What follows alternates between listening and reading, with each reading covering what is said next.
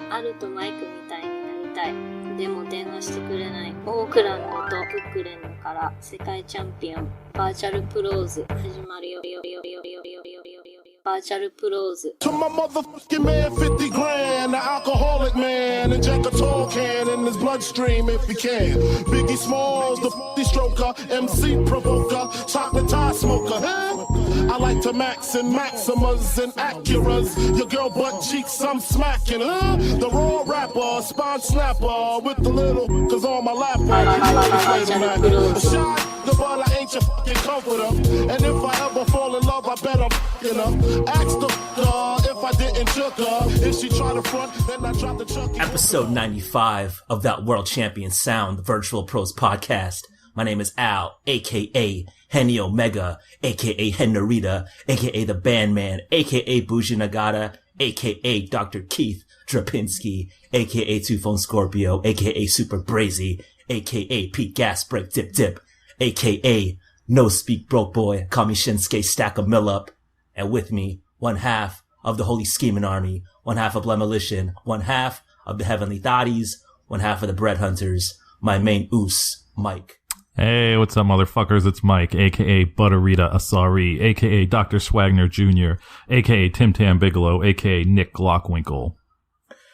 Today's topic, the Virtual Boys go all out on All Out. Listen to Al, Mike, and special guest, Uncle Franklin, talk on that king-size bed about the latest pay-per-view offering from the Jacksonville office. Hit us on Twitter and Instagram at VRTL Pros. Hit us on SoundCloud. Hit that heart. You know I like it. Hit us on iTunes. Leave a 5-star review and subscribe already. Spotify, we're on there as well. Discord, all kinds of shit. And if you want to participate, email us at virtualpros64@gmail.com. Yeah, you didn't mishear that. We have a guest on the show. Uncle Franklin, you want to introduce yourself? Oh, guys. What's up, everybody? This is Franklin from Bug TV and Uncle to Uncle, a.k.a. Blue Chew McDaniel, a.k.a. Jim Ross Geller. That's the only ones I could think of, guys. I'm not good at it. Sorry. It's a big honor to be on here, though. Jeez Louise. Like, this is huge, you guys. I mean, am I the second guest? The first-ish? It depends. The second guest, technically, because I interviewed someone who directed the Great Sasuke documentary. So it's been, I would say, 93 episodes since we've had another voice on the show. We've had people call in and leave messages, but you're the official first guest, I would say, or second guest. I'm sorry. I would still give him first guest because that other thing, Al was alone. He was interviewing somebody, and I don't like that shit. I don't like interviewing people. So Franklin's more of a guest host.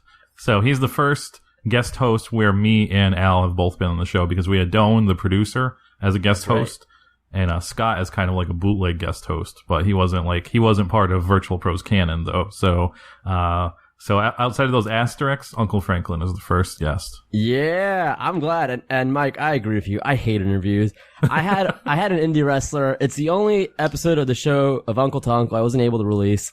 He was a member of Special K, so that narrows it down to about 71 members. And really nice guy. I really like him. He's a genuinely nice guy. But like he treated it like an RF video shoot interview, and I'm like, I'm not gonna ask you your thoughts on Halloween Havoc 96, dude. Like, why are you like? So yeah, Dusty was really inspirational for me. Like, oh great, I don't need this, dude. Like, terrific. I'm glad that happened to you, man. But like, it wasn't released because it was bad. It just wasn't released because of audio issues. He wanted to use like some like lame iPad thing he had going on. He just had a bad setup there. So I despise interviews after that whole thing. So you guys can take a guess at home who it was. I mean, I'll give you 30 tries. You still might not get it. So this episode, since we do have a guest host, it's going to work a little differently. I'm going to ask Franklin a couple questions so you guys at home can get acclimated with him. It's not an interview. It's just a kind of cool, a warming up process. And then we only have a meager 3 emails today, so that'll go quick.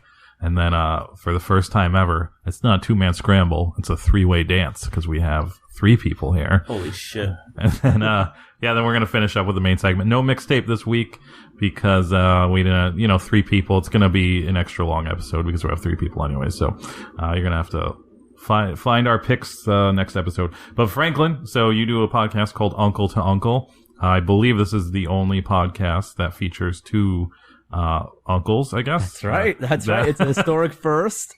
It is a historic first. And you both sleep in the same king-size bed. Well, people can be classes at times, but yes, me and my uncle, we have some rough circumstances in our life. It's a king-size bed that we share, and we do record our podcast from it. It's just out of necessity. Why do you need another bed? It just cramps our style. Keeps the body temperature in the room warm. Me and my uncle, we love talking about cinema. We will talk a little bit about wrestling, but we don't tread too much into your guys' territory. We know it's your turf. We respect it. We talk heavy things about like politics. We know all about the politics that go outside of the ring, Yeah. And so, I mean, I've been on your show, so I know what the condo looks like, but can you describe the rest of your living situation?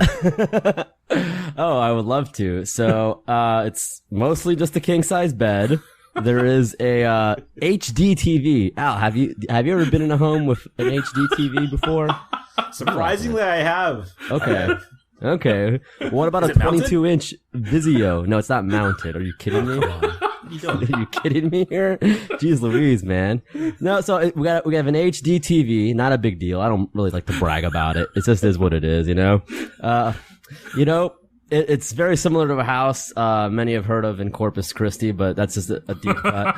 But we have a roommate as well. Not a roommate, but our landlord lives adjacent to us. And I don't know. I guess he's been in some cinema before. I don't know. Just goes by. He's a doctor of sorts, very, very evil one, but he's our landlord. So, yeah, and in our canon, Dr. Evil's our landlord. I said it. I hope I didn't lose all your viewers. They're like, don't bring back guests. I'm sorry, guys. Okay. But that's Uncle the Uncle. Yeah. So definitely check out his podcast because it's pretty fucking funny. But, I don't want people that are listening to the show to think that we're going to invite any old schmo off the streets to be a guest host of the show. So why don't you tell us like your level of wrestling? Like how did you get into wrestling and why are you here right now on the world's premier wrestling podcast? So my grandfather, he's in heaven right now, for many years now, so it's not weird. But, he used to watch Silk Stockings a lot. Like, you had USA on the TV a lot. I guess come to think of it, he was just a horned up old man, whatever. But I caught wrestling because, he always had on the USA Network to watch Silk Stockings specifically. And I'm like, whoa, what is this? And it's just like, like the Beverly Brothers and the Legion of Doom. I'm like, okay, this is cool stuff. This is pretty cool. And, he also had like, the Spanish channels, I think it was, Univision. And, so most of my wrestling the first year was all in Spanish, basically. So I was just watching, it was Super Astros, but not the Super Astros that nerds know about from the later 90s. It's just like Superstars, basically, but dubbed in Spanish. So my first year of watching wrestling, aside from like the occasional blockbuster, was just Super Astros, basically, Superstars in Spanish in 1992. So, that's the kind of fan I am. I mean, and what brought you onto the sad, shameful path of being into like the wrestling we talk about, like the underground wrestling, the independent and the foreign wrestling? I guess like ROH brought me down this path essentially, like 2002. Like I caught ECW a little late, so I was like, I don't see the big deal, and it's obviously pretty dope, but I didn't catch on to it till later. But I got into like. Indie wrestling was like, okay, ROH, like, oh, this is the good stuff, you guys. This is, WWE's all like big beefcakes and hunks at the time. And it was slower. It was like, no, the best wrestling's going on between the SAT and, Slick Wagner Brown and, Ghost Shadow or whoever, and Brian XL.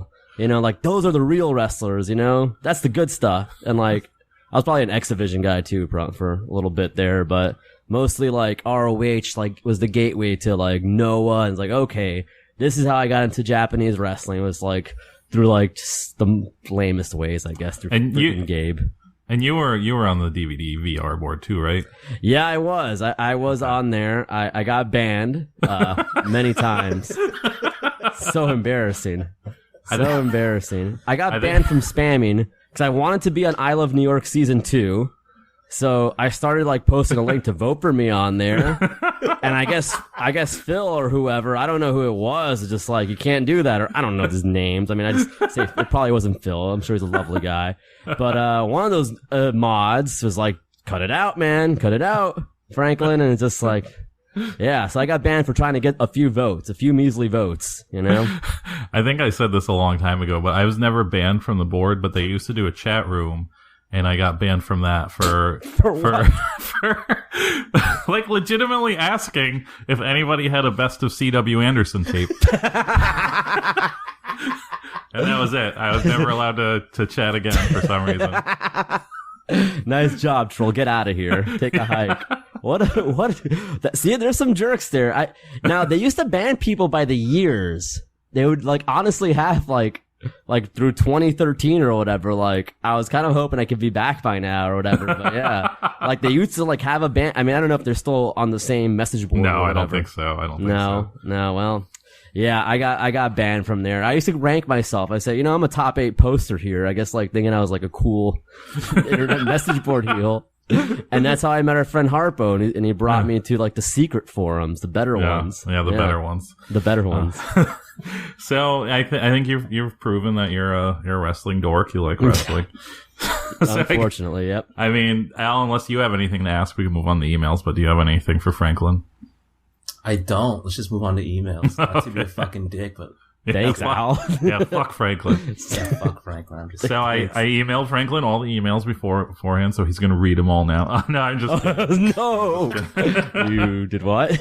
Now we only have 3 emails this week because the Discord. If Al cut out in the beginning, so hopefully he shows up on the final recording. But we have the Discord, and that's like a chat room, and everybody uses that now, so no one emails us anymore, which is kind of a good and bad thing. I think most people hate the emails anyways, except for the people who write the email, so it's fine, but that means we're going to probably have to eventually think of something else to put in the beginning of the show, which is horrible to think about, to have to do something else. Maybe we'll do that after 100. We'll have a whole new paint job to Virtual Pros. But the first email is from Devin.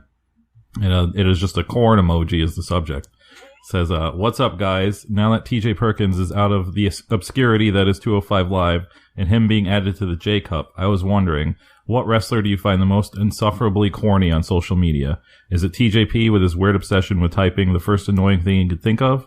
Possibly Kenny Omega with responding to fans who really just need a too sweet, who really just need a too sweet right now. Or I'm pretty sure after I found out who TJP was when he won that purple belt, I read one of his tweets about him being a guy that was bitten by a radioactive luchador, and I couldn't hit the mute button faster. Can't wait to hear your responses. Thanks, guys. Devin, a.k.a. New Jack Black, a.k.a. Hentai Kobashi, a.k.a. Glock Lesnar. I kind of never really pay attention to anybody's Instagram or Twitter that I don't really know. So, especially not wrestlers. So, I only catch like the cream of the crop of annoying shit that wrestlers say. I don't like Flip Gordon. I think that guy's kind of a ding dong. I'm not bothered by Will Ospreay. I know a lot of people are bothered by him, but I don't really care. TJP, I don't really see his tweets, but he says a lot of dumb shit. Not a fan of Sami Callihan's, even though his Twitter isn't really that bad, but it's not great, that's for sure.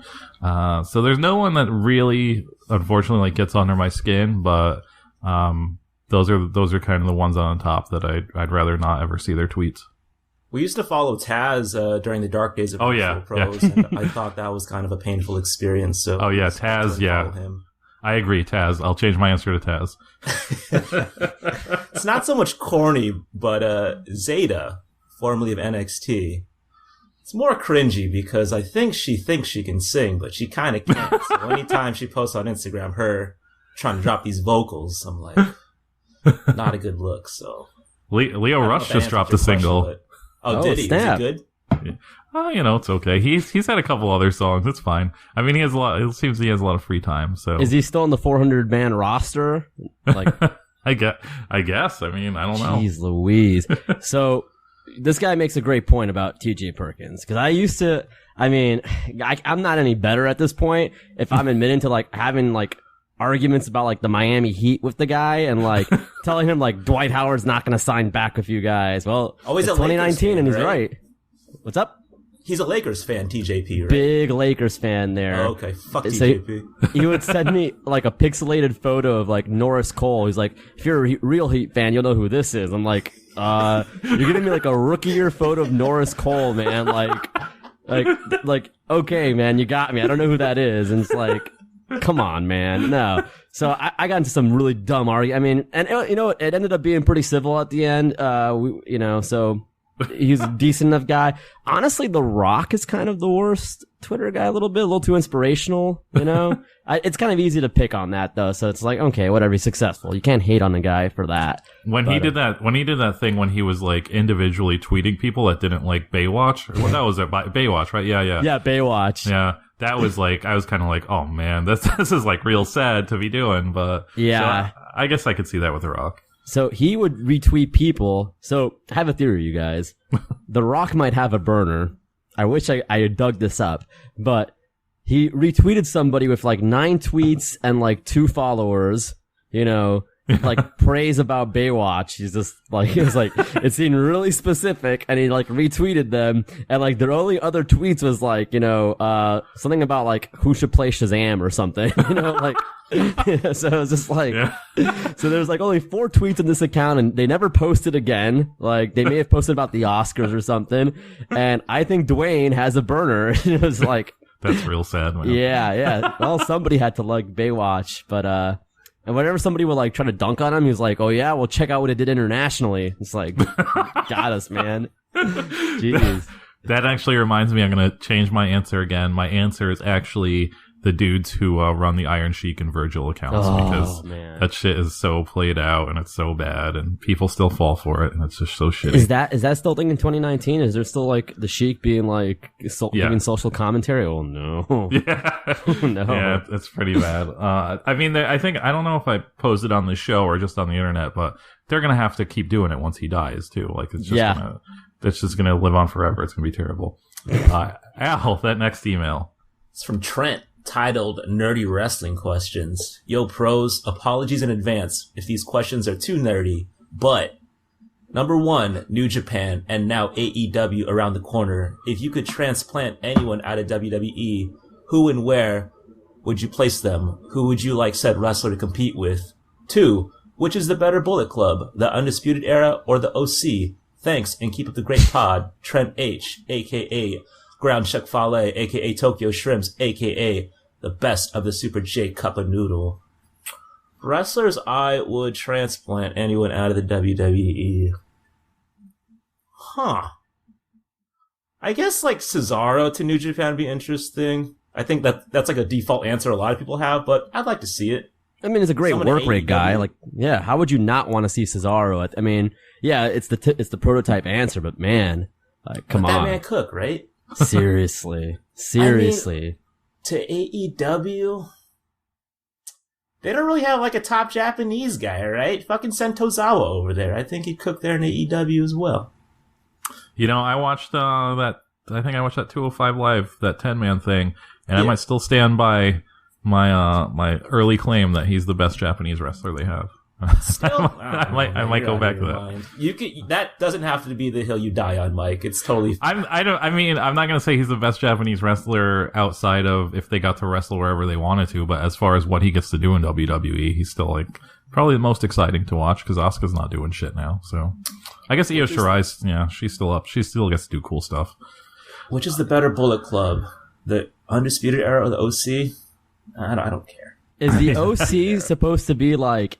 Do they still think like the Bullet Club's a thing? Like, I know it's still in New Japan, obviously, but do they think Cody's still the Bullet Club? 'Cause that's what they think.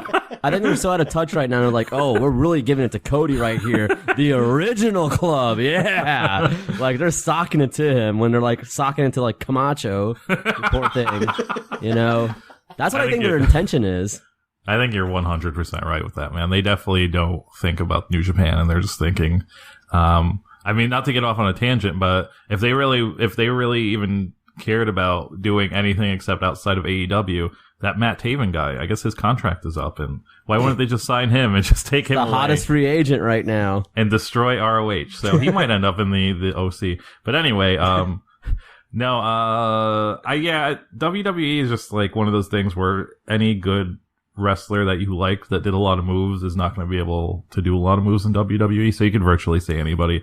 I'd like to see Finn Balor in AEW instead of going back to New Japan. I think that would be interesting to see what they did with him. He's they got a lot of smaller guys, so he'd fit right in. Yeah, obviously Cesaro to New Japan. Rusev to New Japan, I think would be pretty interesting. I think Otis in New Japan. Yeah. The dozer is the man. Either Yeah. promotion, I would like to see him in. Dude, I think Otis could be like the new Vader in New Japan. They can really do that. Of all the Lesnar dream matches, I always go back to one, and that's Otis, who's just got that low center of gravity, you know. There's so much mass, so much bulk, you know. It's like the perfect deterrent to Brock and his like strength. I don't know. That's again my nerdy side coming out right there. But just you know, you're talking about bulk versus explosion. I don't know. That's like my dream match right now at the moment. Yeah, and I don't really have an answer for the second thing because I don't really care.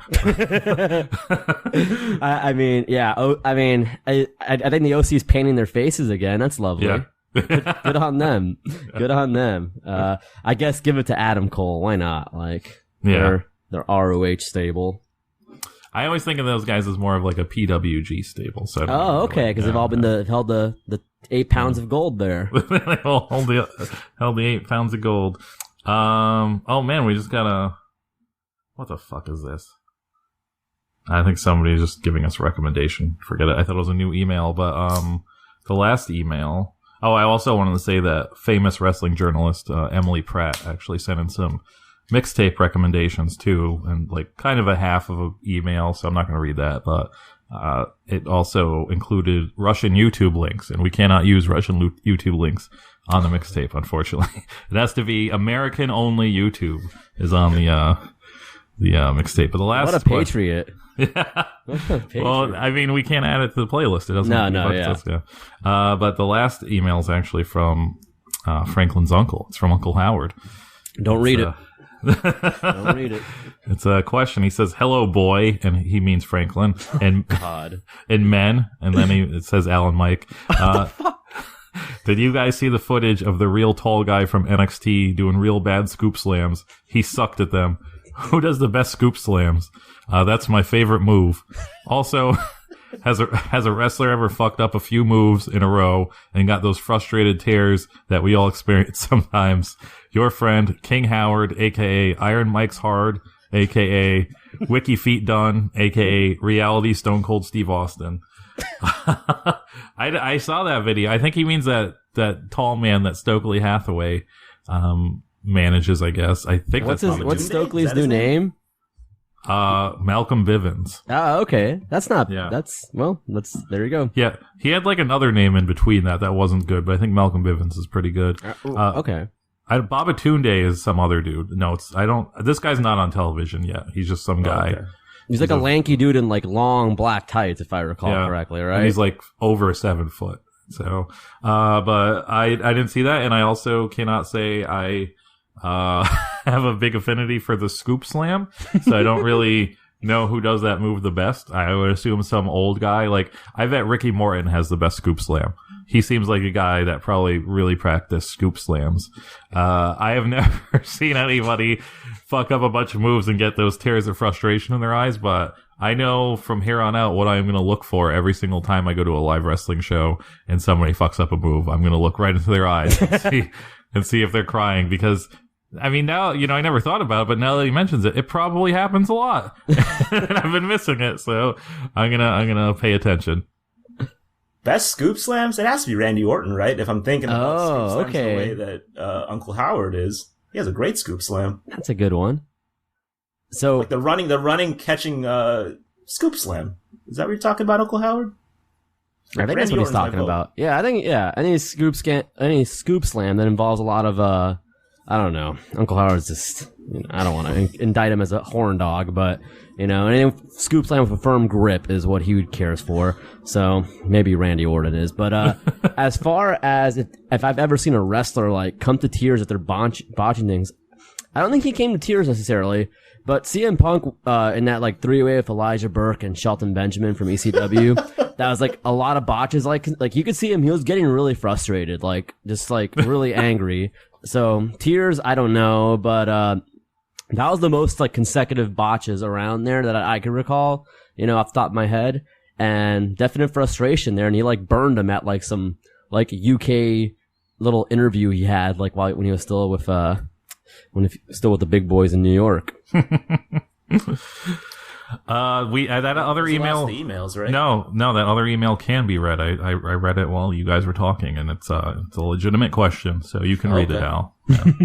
Okay. Oh, here we go. Greatest highlight reels. Hey fellas, I saw this great Shibata highlight from IQ Wrestler, who has consistently put out some top tier highlight vids. I've been a sucker for highlights set to music since I got into MMA back in 2008, 2009. And I'm glad to see there's still some classics floating around there. I've attached the highlight in question, but I wanted to know if you guys had some favorite highlights that have stuck out over the years. Apologies if this is a topic you've already gone over. Peace, Jake. And then he includes a link to the Shibata highlight from IQ Wrestler, who we follow on Twitter. He does put out some good content. I think my favorite highlight vid, and I can't find it for the life of me, there was a great Sasuke highlight vid set to some Offspring song. Yo, I remember that video. Yes. Essentially, it was just him fucking destroying himself in like the worst possible ways. So if anyone has this saved on their hard drive, I would love to see it. Like, I think there might have been a year, like, since we've done Virtual Pros where I look for it like at least once a week, but it's nowhere to be found, so please help me out in finding this video. I'll help you out because I recall that video very vividly. Like right? Him in the shopping cart, just a lot of him at his, I don't say his worst, but taking some damage. So just to bring up how nerdy of a fan I am, since I was on the Ring of Honor message board, there was a music video contingent of like making little music videos, and I was a part of that. I'm not going to give up my username or anything like that. But, I made like some music videos. I know a few wrestlers who did a few music videos secretly. I'm not going to out them though. But, my favorite highlight video. So it's not my favorite, but somebody did a, James Blunt, No Bravery to the Chris Benoit incident. Oh my god. And I was like, heavy shit, yeah. It was some heavy shit. So like, it was, I'll definitely try to find that one. But, that Sasuke one, that's the real one. That's dope. So I'm a crabby bitch and I don't like these highlight videos. I have this problem where like, I think you need to hear wrestling. I think like once you mute it, it looks dumb and it just looks like people doing silly shit sort of. So like once you put like, some pop punk song or some like badass like Coal Chamber or some like real bad like metal, like fake metal band, I'm just like, I don't fucking care about this. I don't want to watch that. However, it reminded me of a story, and I can't remember if Franklin actually wrote for this website or not, that our little message board crew came up with, that I've talked about in the past, but we had like a little wrestling website that basically turned into cage side seats. That's like, it was a long road, but I mean, I know he was around back then, but some of the things I used to write on there was about Sarah Del Rey, but it was like creepily romantic things about Sarah Del Rey. Cause it was like a gimmick. It wasn't like, right. No, of course. No. I'm not accusing you, man. And, what I did was I took somebody else's Sarah Del Rey highlight video and I scrubbed the music and I put Sarah Smile by Hall & Oates over it instead. And I like presented it like I was like, hey Sarah, like check out my video I made. Like, I obviously didn't email her. It was just one of the posts, but that's the closest I've come to, I think, watching and making a highlight video is that. And I think the only other highlight video I've ever really like watched purposely is there's one for Cyclope and G-Raver, that crazy GCW match, and even that has like terrible music set. When it's like Down with a Sickness or some basically. Like yeah. I was gonna mention if you want to participate, or are we done here? I did want to mention, so if you want to edit this out, by all means, but there is like an infamous Sarah Del Rey match in Ring of Honor. Again, I guess I'm a Ring of Honor historian. Geez, that's not a good look. It was with one of the students at the time. He was kind of fresh out of the illustrious ROH dojo, and he was accused of getting at least on the fans on the message board, he was accused of getting a boner in that match with Sarah Del Rey, and she took some liberties on him, I guess, or I don't know. So, I mean, I can tell you guys who it was after. I don't want to name drop him. I mean, but yeah, there was an infamous like match with Sarah Del Rey and some ROH student where he allegedly got horned up. I don't know. I guess that's a new hidden gem that we could look at. That's the new Tom McGee, Bret Hart. Yeah, it is. It is. Find it out there, everybody. If you want to participate, email us at virtualpros64@gmail.com. Two-man scramble time, Mike. I got 2 topics. So recently, Bayley, she became a bad girl out of loyalty to her best friend Sasha Banks by wailing on the man Becky Lynch on Monday's Raw. If you had the pencil, Mike, for next week's Raw, what sorts of changes would you make to Bayley's overall character to announce her full transition to the dark side? Uncle, you can participate as well. Leather jacket, backwards hat, can of Pepsi Cola,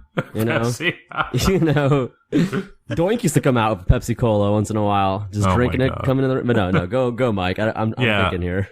It's crazy because I saw somebody tweet like, how should Bayley like show that she's evil? And it was like a poll, and I didn't even think about that. I was like, man, she has to change her music. So I would definitely go, she needs a new theme song immediately. It has to be, I don't know. You can't really make that song evil.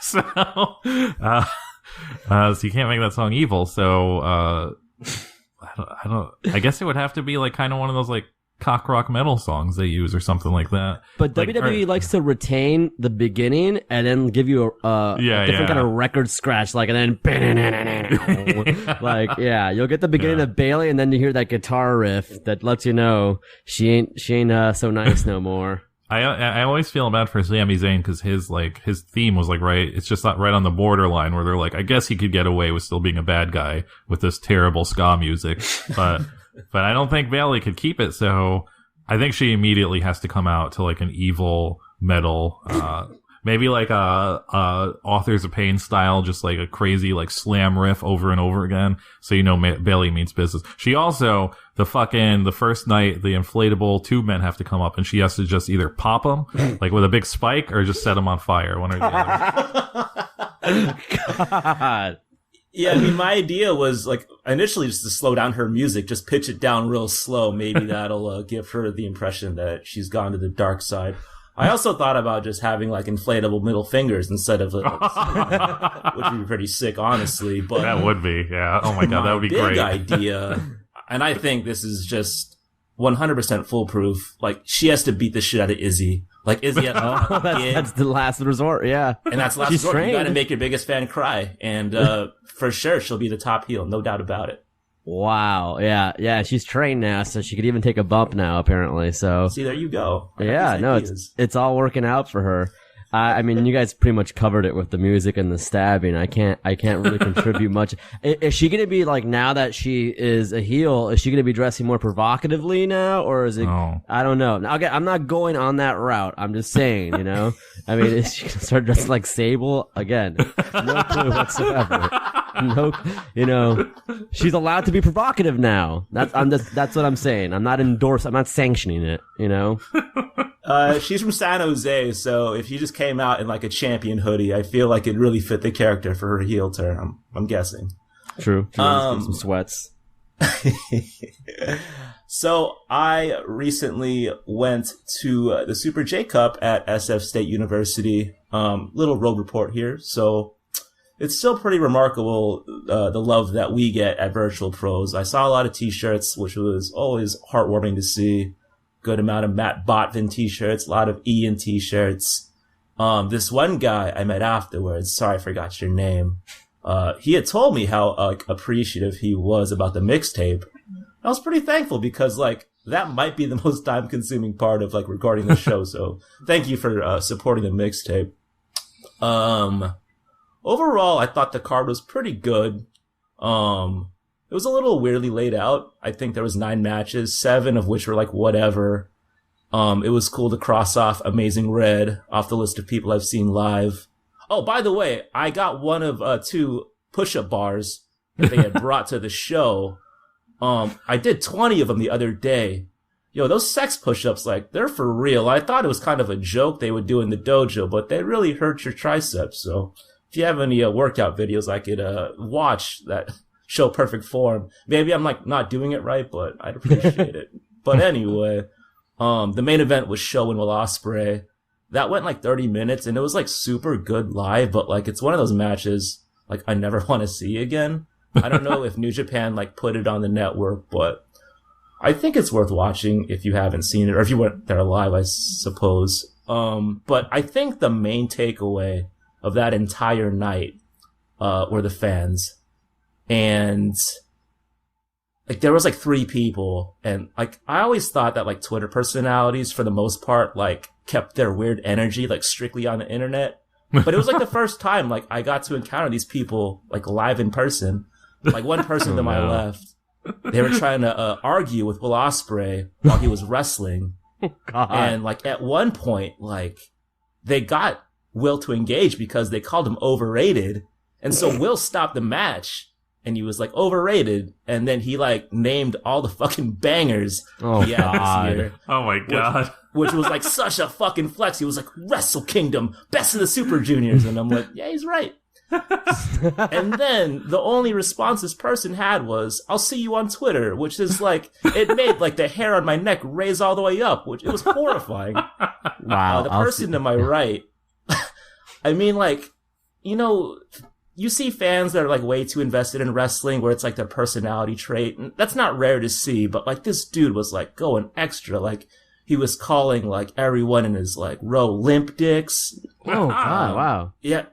It was pretty crazy. He was trying to like fight people, like the wrestlers. And I was like, dude, like if Taiji Ishimori wanted to slap the cargo pockets off your shorts, he could. So like chill out. But it was like an insane energy like I've never really seen in person live. However, the biggest impression that this person left, this person to my, I think they're behind me, they were like one of those people that like talk like they're like a lifelong member of like their high school Japanese culture club. Like they were saying shit like, ooh, my thick boy show. And I was like, whoa, like people talk like this live in person. Like I thought this was just like how people talk on the internet, but it was for real, like something to see. So overall, Super J Cup, an eye-opening experience. I got to see Dave Meltzer's tie-dye hoodie live. He was taking a lot of notes, which was pretty sweet. But yeah, if you're going to the San Jose show in November, let's eat some 99 chicken. I think it'll be a good time. So when you said they 7 of the matches or whatever, does that mean they were just kind of dragging ass or what? I mean, Super J Cup is just such a lofty, like, event title to live up to. So when they're having, like, Taguchi versus Dragon Lee, which was good, it was just like, at the end of the day, this is like a match that doesn't have a lot of consequence to it. So it was just like a lot of like whatever type matches like that. Also, I'm glad they kind of probably did some analyzation and ran some metrics and realized that there might be 2 people that would want those push-up bars in America. And they are at least right, because you got one. So, but it kind of makes me wonder if they only had 2 for the whole tour, or they just like rationed out 2 for each show. But I don't know. Yeah, I was wondering, like, does Seattle have like a lot of push-up enthusiasts there? Do they buy like their entire allotment? But there was really only 2, and like my uncle. Wait, this was in Seattle? The first one was in Seattle. Okay, because my uncle went to that one. Uncle Howard went to that show. Oh, maybe you could do a road report on your week's episode, and it would be like a crossover. Yeah, that'd be sick.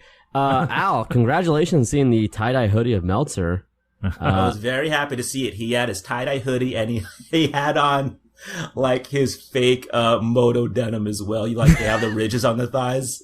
That dude dresses insane in person. The closest thing to that experience I have in terms of an iconic, Dave Meltzer, is the Green Lantern fan. I saw him get his stopwatch ready for Homicide versus Jimmy Rave in the main also event. ROH. Also, look, man. I mean, look, this is my gateway was Ring of Honor, you guys. I'm not on the ship right now. All right, look, it's a sinking ship right now. I won't lie. I'm not devoted to the cause here. I'm not saying Matt Taven's my dude. I'm not sanctioning their buffoonery right now. It's I bad. feel like Sinclair, like, essentially is just, like, taking over our show with all these ROH drops, honestly. Yeah, It's there- just- guys, you don't watch it on Stadium on Pluto TV every Friday night? What? Come on, Oh, it guys. comes on Pluto? I'm going to start watching. It's on Pluto on the Stadium channel, actually. I love Pluto. If anything, gotta worry about me plugging Pluto and, like, Tubi, man. I'm the secondary streaming guy here, guys. Secondary. So I guess my 2-man scramble 3-way dance is I have a couple road reports and then one topic. First road report is a couple Sundays ago. I went to go see Evolve 134 in Chicago in the Logan Square Auditorium. I have not seen Evolve since I left New York. I think quite literally, like I saw that 10-year anniversary show, but outside of that, I don't think I've seen any kind of Evolve, whether it be televised or live. I still get the emails, so I kind of like keep up that way. But a lot of the guys, I just have to imagine what they look like because I don't know. It's kind of just like when you used to get the Pro Wrestling Illustrated when you were a kid and you read the rankings and you're just like, what does the Lightning Kid look like? And so I'd be like, who is Anthony Henry? Like, what does that guy look like? And so, I got to find out because I went. It was a good show. So since Evolve is since I moved from New York, they've kind of changed their direction a little. Like it's more, I don't want to say sports entertainment-y, but it's more like a regular wrestling promotion instead of like a battle for honor and like just like where they're trying to do like fake shoot stuff and all their fights are over like who's the strongest boy. Like it's just like stuff like that's how like their old shit was, and it's entertaining in real life, but the new shit is like people have kind of like gimmicks and they're a little different. It's not just all guys in panties. It's not the quintessential white guys in panties anymore. It's all kinds of guys and girls too. There's girls matches in Evolve. Who would ever imagine a world they've where- evolved past the panties. Apparently. Yeah. It's good Yeah. on them. They got full on underwear now. I mean, that's a good example. Shotzi Blackheart fought the other one woman that's in Evolve in a kendo stick match, and when are you going to see that? I would never mention that in Evolve. It was a good show. The main event was Drew Gulak versus Kushida, and it was pretty cool to see because like I haven't really been watching NXT, so it's still kind of like he doesn't have that stink on him yet, where he's like a WWE guy. So I'm just like, oh, it's like I'm seeing New Japan's Kushida from the second row. Like I could almost smell him from here. Like it's like one of those deals. And Drew Gulak, he's on 205 Live. I barely watch that, so it's just kind of like he's kind of like that's a TV star, pal. Yeah, he separated a brawl between Roman Reigns and Brock Lesnar on Raw. That's a television star, Drew Gulak. Come on. Also, Matt Riddle was there. It was cool to see him again. I forgot kind of how good he is, just like at everything he does. So it's crazy. He's not in WWE yet. He did that thing where he kicks off his slides, and they both went into the crowd. One of them went in the guy right in front of me caught it. And then like Matt Riddle gets on the mic and he's like, I had to make this speech yesterday too, but that's like the only pair of shoes I brought with me. So like I actually need those back or I'm just going to be barefoot. And the guy in front of me, I could tell, was kind of bummed because he planned on keeping that shoe, and that's fucking disgusting. That is fucking disgusting. What are you going to do with one sandal? Dude, that is like, imagine if say that shoe went like a foot farther and it landed in my lap, I would have fucking freaked out. I would have been like, like that's somebody's sweaty shoe that he wears everywhere. That's so gross. You would have get a couple whiffs in before returning? No, I don't need any Matt Riddle whiffs, unfortunately. Okay. JB was there. JB, who listened to the show, he was a row behind me, but he sat next to a man who brought a whole ass chair inside the Logan Square Auditorium for other wrestlers to sign. Was this the Survivor Series 2011 chair? Yeah, see, I assume it was one of those chairs. I didn't get a close enough look, but I'm just, giving him the benefit of the doubt that it was some commemorative NXT chair or something like that. But that's kind of crazy. And that's a little foreshadowing for what I'm getting to. But the only other real note I have before I go on one of my grinds my gears rants is that I was introduced to a wrestler named Brandon Taggart, and he's my new favorite wrestler. He's like a beefy boy, like he has a baby face, and he dresses like an 80s bully from like a high school movie. He looks like the guy from like 3 O'Clock High or something. He just wears like a leather jacket and all denim, like acid wash like holes in the knees denim, and he has like his fucking like when you have curly hair and you straighten it, so like that kind of straightened hair, and he's just a big bully, and he won like some bullshit scramble, and I was like, wow, that guy looks like the guy that you put in because you couldn't find a sixth guy. So I was really surprised he won, and I was very excited about it. So check out Brandon Taggart. There's also an amazing photo of him on the internet. Like one of his only photos is him like walking away, and some woman is flipping him off, but she has a baby in her other arm, and it's like the baby is like dangling out of her arm, and just because she's trying to flip him off. So I would put that on the cover, but I don't think I'm gonna. But maybe I'll tweet it. But the thing that I really want to talk about Evolve, and this is a bad thing, is that I go to Logan Square Auditorium probably on average once a month, because that's where AAW runs. And if they don't run there, something else is running there. I've seen Chikara there. I've seen Freelance Wrestling runs there. Like, everything runs there. And so one of the big differences of Evolve from the last time I went is they had an intermission, because Evolve has always been good about just like keeping it moving and getting like a crazy full card within like 2 to 2.5 hours. And so this was like pretty crazy for them to have an intermission. I was like, oh, I'm gonna go outside and smoke some weed. So like I went to go outside, and this lady's like, no, there's no reentry. And I'm just like, huh? And she's like, there's no reentry. We're not letting anybody out today. And I'm just like, okay. And this building always has reentry, and like they didn't like post any signs or anything saying like, after you come in, you can't go out. They didn't tell their ticket guys to tell you that. And I hate this, man. This is like one of my biggest pet peeves in the world. Is it like, I find it really dehumanizing. I find it insulting to say, you're in a building now and you can't leave, like, even though you're like an actual adult man and, you pay your bills and like you could function in real life, but, you're not allowed to leave this bullshit building. And, whenever you want, because for no fucking reason. For Evolve Wrestling, with all due respect. For Evolve Wrestling. Yes. AAA WWE. I cannot leave the building, and I don't like, I'm never gonna go back. Like, it's not even like, until they can guarantee me that I can enter like an adult, I'll go back. Like, it's cool. It's fine when, like metal shows, like a lot of kind of metal shows, like any kind of music shows that attract teens, you're probably going to have to go through like rigorous security, and they're going to be dicks about you leaving, and they'll have like the little guarded off section where you could smoke cigarettes. That's fine. Even do that, and I'm fine with that. But like if it's just fucking wrestling on a Sunday night, and, it's like a building that lets you leave all the time, don't be a dick about it. How many people were there? I mean, roughly, not to be a head counter, but how big? It was pretty packed. It was probably got between 400 and 500 people. When I bought my tickets was before they announced Kushida and Gulak, and like looking at the seating chart, it looked really, really sad. I thought I was about to see like a 70-person Evolve show, and then as soon as they announced them, it filled up. So there's probably like 400 people there. It was pretty filled out.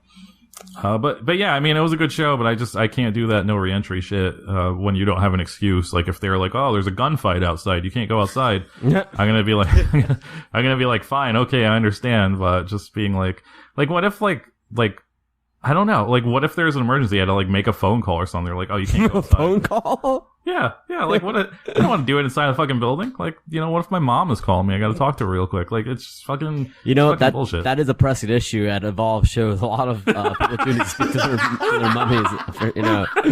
See, exactly. On that end, yeah. Look, I'm sure Gabe would hear you out. Like, Gabe is a pretty reasonable dude, man. Like, remember when now I have a Green Lantern fan story.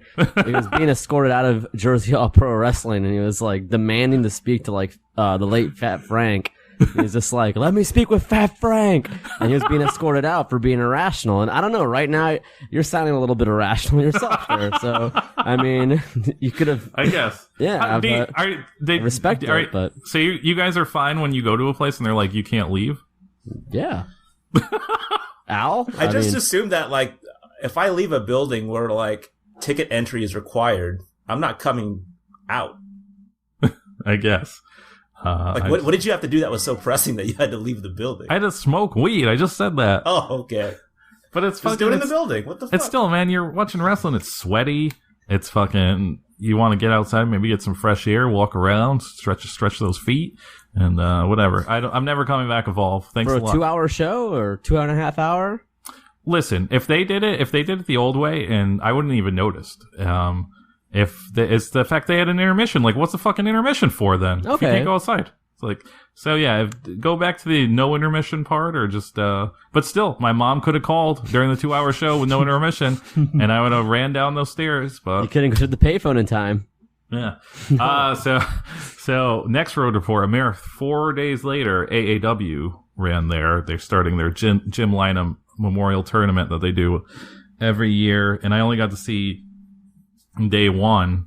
Day two, I was kind of like, I was on the fence about, although I will say, the big negative about not going to day two is I was tipped off ahead of time that one Dave Meltzer would be in attendance, and where I sit, or where sometimes I sit at AAW, is where Dave Meltzer would be sitting. So I missed my one opportunity to ask him why a face Hogan eliminated a heel Sid in the 92 Royal Rumble, and yes. I would have been sitting like, asshole to elbow with him, or whatever the fuck you say, and I could have just been, he couldn't have did anything. He couldn't have left. I mean, they do have re-entry at AAW, so he could have left, but wow. if it was at Evolve, he wouldn't have been able to leave, and I would have been able to ask him all the questions. So it sucks that I didn't go on Friday, and that's obviously the finals of the tournament. That's kind of when you want to go, but whatever. Besides that, it was a great show. Willie Mack was there several episodes ago. I said, hey, AAW, please book Willie Mack. He's one of my favorite wrestlers, and I don't really ever get to see him because he doesn't come here. And I got to see him in Christmas in House of Hardcore, which is not the greatest promotion to see wrestlers like actually wrestle. So I'm glad they booked him, and they booked him against Ace Romero, who's a guy who, like I said, up until a couple matches during WrestleMania weekend, Ace Romero versus Moose was my favorite live wrestling match of 2019. So big fan of Ace Romero, and they lit it up. It was a fucking great match. Willie Mack got the "Please come back" chant, and that's great. So I hope they listen, and I hope Willie Mack comes back. There are some other great matches, but the one thing I really want to talk about is one of the most amazing feats I've ever seen in my life happened at this match, or at this wrestling event, and it wasn't even a match. It was after a match. So there's a whole deal going on in AAW where Mance Warner has lost a loser leaves town match, and so now he's doing the gimmick of coming back with a mask on, and he wrestles his good brother number 3. And so he wrestled Sami Callihan, who's the champion of AAW currently, and after, he lost. Obviously, he's not gonna win the fucking title. I don't think he's won a match in AAW, and so he's not going to win, and he's under a stupid, silly mask anyways. So he loses the match. Sami Callihan leaves or whatever, and he says he needs a bear, and he starts like reaching out to people in the audience and grabbing their bears. And so at one point he has like 3 or 4 bears, like hugging 3 or 4 bears in one arm, and he's outside, like hugging the guardrail basically. So he's not in the ring, but he's on the floor on the guardrail. And some guy all the way in the back, like against the wall, like 20 feet away, 4 rows between him and Mance Warner. He says, "Hey, I'm going to give you my beer," or whatever. And it's open. It's an open can of beer, and he throws it. He throws it 20 feet all the way, and Mance Warner catches it one-handed over all these people. Not a drop spills. This open fucking beer, and it was the most incredible thing I have seen at a wrestling show, I think, in my life. I don't know if they caught that because it was after the match, but man, it's worth the rental of getting the AAW Day 1 tournament just to see him catch this beer, because it's fucking amazing. Outside of that, like I said, it was a great show. Thank you, Dr. Keith, for all that you do for me and let me sit in the balcony like I'm a big boy. And it's really great. And I really sucks I couldn't come out to that the second day, because I do love tournaments. And it was a surprise. It was a tournament where I was completely did not know who was going to win, and it was kind of a shocker who won. And also it was I really wanted to go just to see probably the Lucha Brothers for the last time, even though I heard that maybe they're not actually signed to AEW and they're just doing shows with them.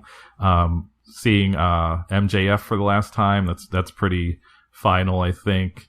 and LAX probably for the last time too. They did like MJF and Colt Cabana, like, you know, somewhat main evented. It's kind of hard to main event a tournament, but they didn't have the last match before the tag team title match, and yeah, it was like the first time I was there for like a indie wrestler farewell, where I was like, man, this is pretty sweet. So that was cool. MJF did like his heel stuff all the way throughout.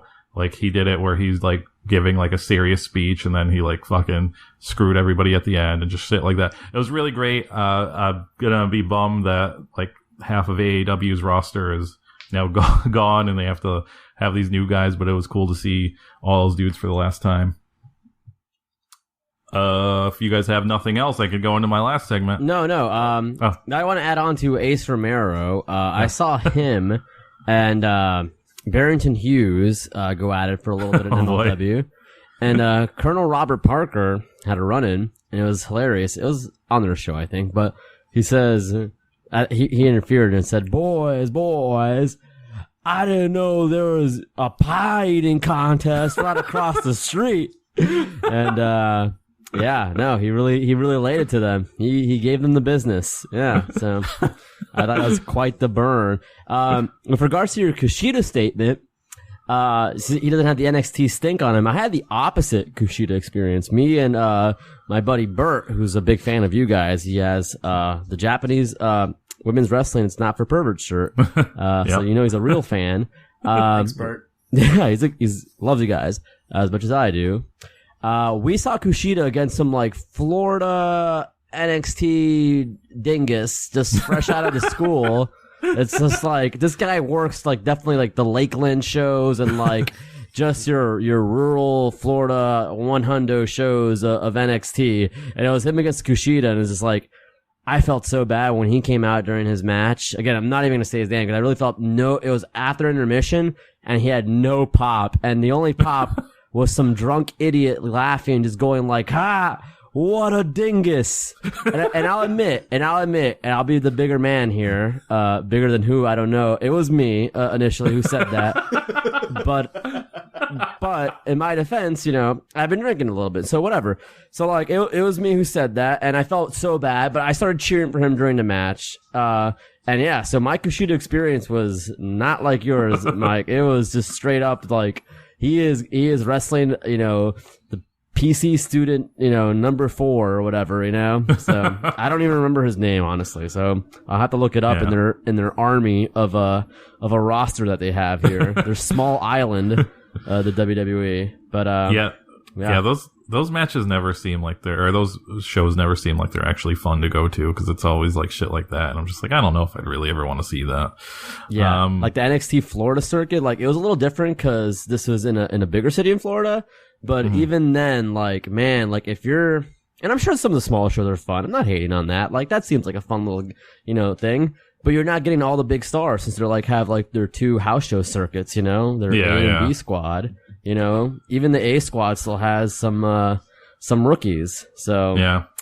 I wanted to bring up the Lex Luger documentary. I'm not done yet. Oh, I'm sorry. I apologize. I thought you were okay. No, go ahead then, please, Mike. Sorry. I gotta first. Actually, Al, you didn't ask me to put you onto something, and I actually had something this time. So I just want to mention that really quick. That's right. I forgot about my own segment. I did have a put me on something. I'll mention it really quick because we're running kind of long, but Wei Ting, my Asian podcast wrestling idol, he was on this show called The Immigrant Hustle. You should check it out if you're a fan of the law and or post-wrestling. My putting you onto something is that Asuka started her own gaming YouTube channel. I saw that. Just like Xavier Woods, I guess.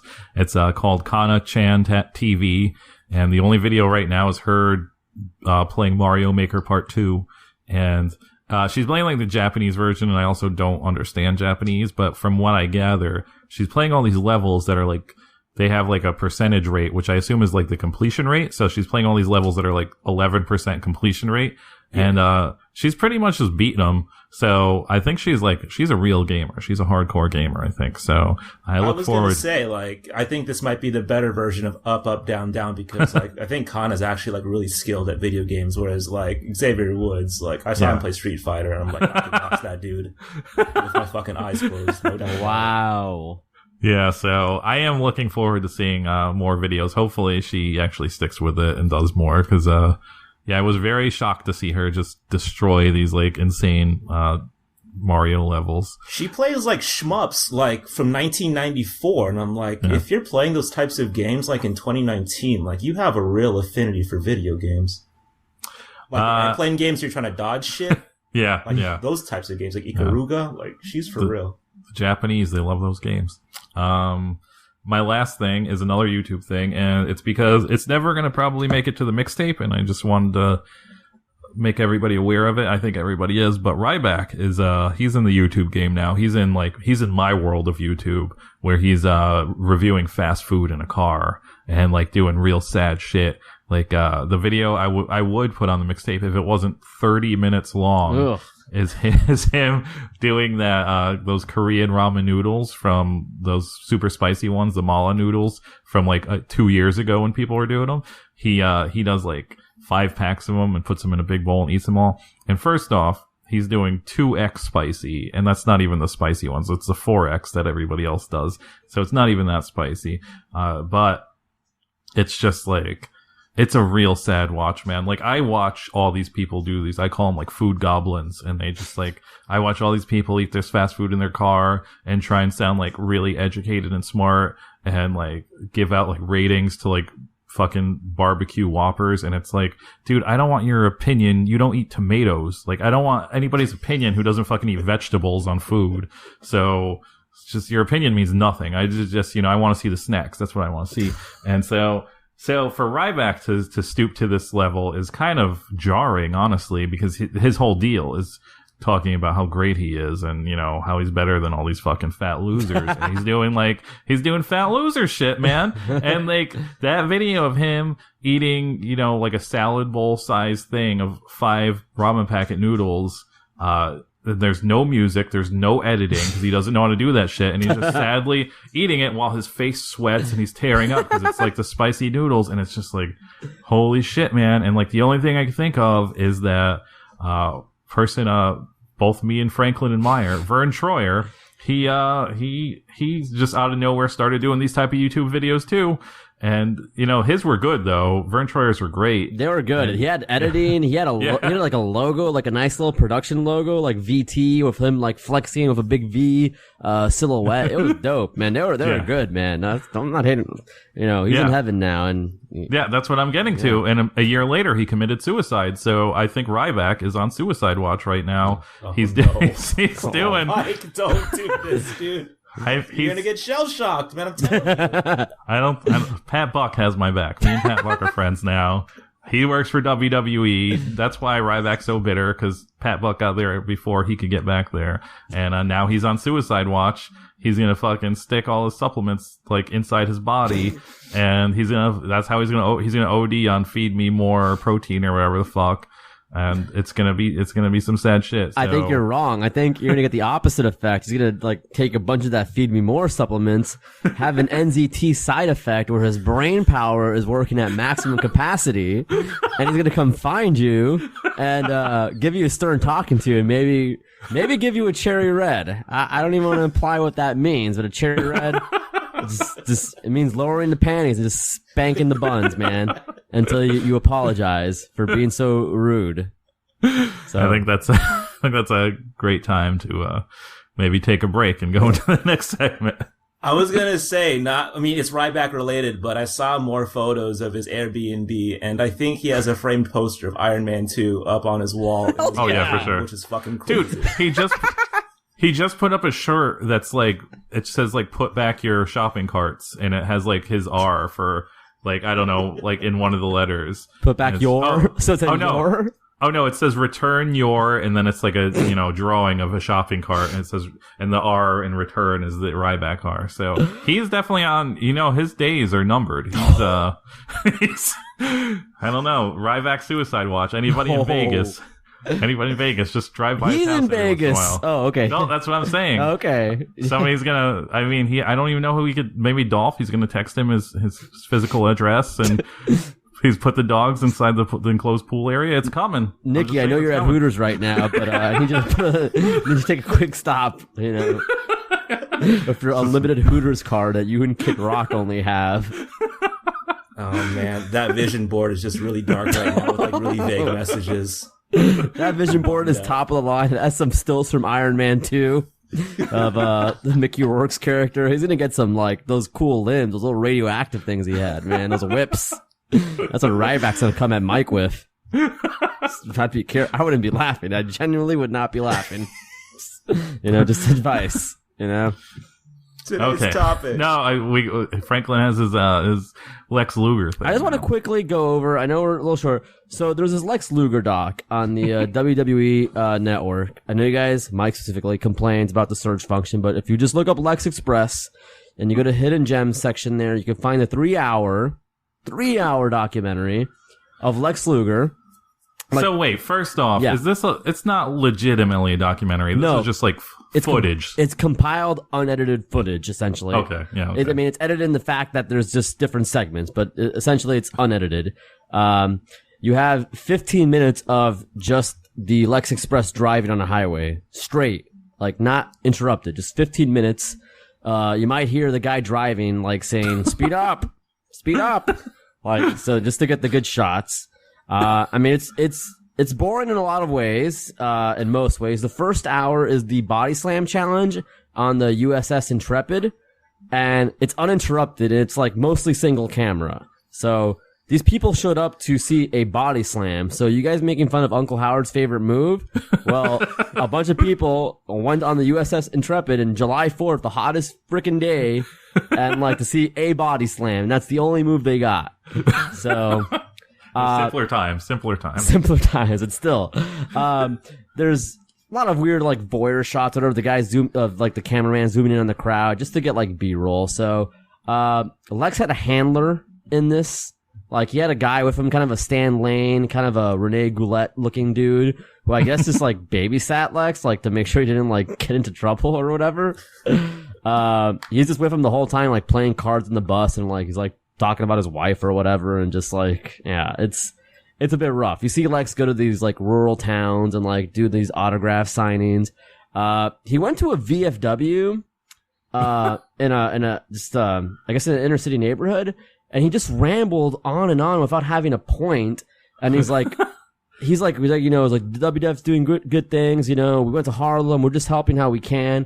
And, like, the way he implied it was just, like, him doing an appearance in Harlem or whatever is just, like, just helping, which is not the case.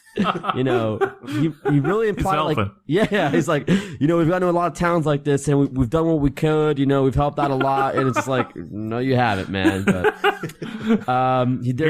he's fucking giving people hope by just showing up. There's a couple dudes there. One guy specifically was like, hey, Lex, I'll take off mine if you take off yours. It's like, cool, man. Like, I like it, I like it. Just, you like Lex's body and like you're not ashamed of it. That's awesome, man. There's a WWF album release party, and you hear Lex kind of like, this is like genuine candid footage, and he's just like, this is having his realist. He's like, I'm not actually on the album, and just like kind of pissed. He's not on the album of Tatanka and like the Nasty Boys or whatever.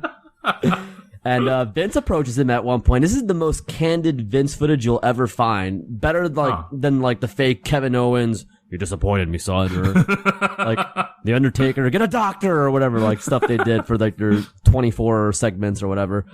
This is him saying, all right, big boy, I'm heading out. Like, this is candid Vince. Like, it was really something. Like, this is the most real footage you'll ever find of him. Lex talks a lot about like, he's like, oh, I'm going on the campaign trail, like a la Bill Clinton. He keeps mentioning Bill Clinton, and I think Lex Luger thinks Bill Clinton's the only person to ever campaign, because he mentioned it about 5 times. Like, I'm on this campaign like Bill Clinton, and I'm hoping to have the same success. Another thing I have here is the driver of the Lex Express, bit of an asshole. He honks at, this is different segments throughout the 3 hours. He honks at reindeer, horses, and buffalo. This is spread out throughout the whole time here. Like, he really tries to spook them. What else we have? Okay, so they go to Mount Rushmore just to like kind of pull up and do like a quick thing of Lex posing and whatnot. Again, they're just acquiring B-roll is all they're doing. And there's like just again dudes catcalling Lex, which is I think is like really great. It's like refreshing to see that that was happening. They go through Sturgis, and I guess I don't know if they got scared, but the Lex Express drove through Sturgis, and it felt like they just kind of like saw what was going on and got the fuck out of there. They're just like they were done with that. And lastly, I have here Luger's win, which is the last thing. You see the Yokozuna match. Lex Luger's count out win is like WWF's version of the mission accomplished with George W. Bush. Nothing was really done, but they celebrated like they finished, like they accomplished what they set out to do. Like it was treated like he won the damn belt. There's confetti going and everything. So, and worst of all, his bus driver had to sit and he had a monitor. He watched the show outside from his bus. He wasn't in the arena. And rightfully so for honking at those poor reindeer, man. Screw him. So I just had a question since I didn't watch this. Mm-hmm. Do you think this should be on the network? Do you think it was something like somebody found a tape and they watched about 3 minutes of it and they're like, this is pretty interesting. We could put this in the hidden gems. Because it just sounds like something like 3 hours of B roll. Like yes. it just sounds like such a bizarre thing for WWE to put on their network. This is something like, I don't want to say like one of us put on there or like somebody in the know. Like this might, I really want to believe this is like a DVD VR person or some nerd, like not a nerd, but like whatever, like a Rob Naylor type is like, they're going to fucking love me for this, like they don't even know I'm their hero, what I'm doing right now. They need to watch all 3 hours though. I don't know how I like it. This is like the most candid. It's a lot of like radio interviews and like signings and like things like that. But it's like, it's him at his most candid, it's definitely worth, skipping around at least, not watching the whole thing. But yeah, Franklin might have sold me on resubscribing to the network now. And this you can find. You can find us in the search. Yeah. So go for it. All right. Today's topic: the Virtual Boys go all out on All Out. Listen to Al, Mike, and special guest Uncle Franklin talk about the latest pay-per-view offering from the Jacksonville office. Please stay tuned.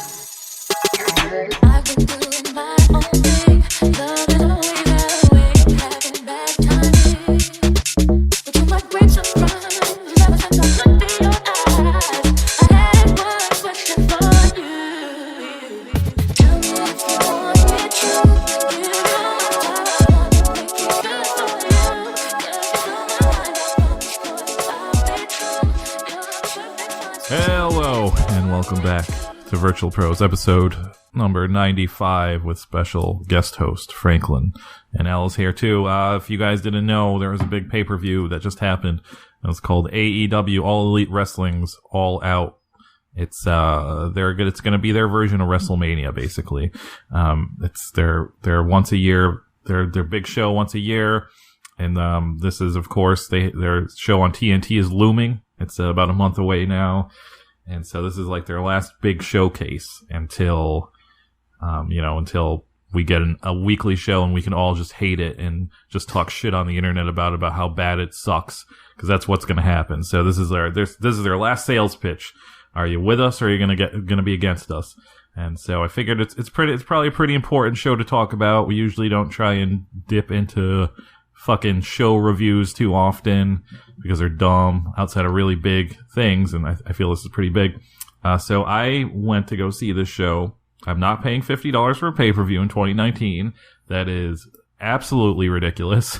Maybe if I had more than like 1 or 2 friends that wanted to watch wrestling, I would think about it, but it's too much. So luckily there was a bar here called the Bear Temple that was showing it, which is insane. I don't know if it's because it also took place in quote unquote Chicago, but really about 30 miles away from Chicago. Or if it was just like these guys love wrestling. There was no one working that struck me as a guy who was like, man, I want to watch that fucking AEW, so I'm gonna buy it and show it at my bar. I didn't get that vibe from anybody, so I don't really know. I don't know if they thought this was gonna be a money grabber for them, because spoiler alert, it wasn't, because it wasn't as bad. But when I would go in New York, when I would go watch the World Cup at bars, it would always just be nerds sitting at the bar drinking glasses of water because they don't drink.